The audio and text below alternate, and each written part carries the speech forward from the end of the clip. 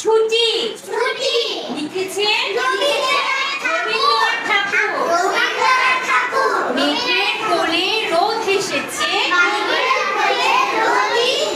বাদল গেছে টুটি, আজ আমাদের ছুটি ও ভাই, আজ আমাদের ছুটি।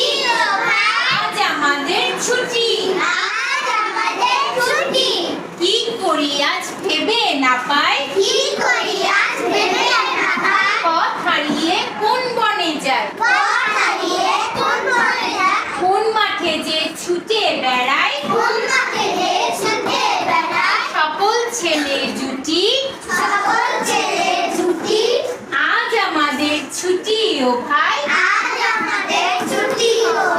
আজ আমাদের ছুটি। ভেরি গুড, তালি দাও। Good.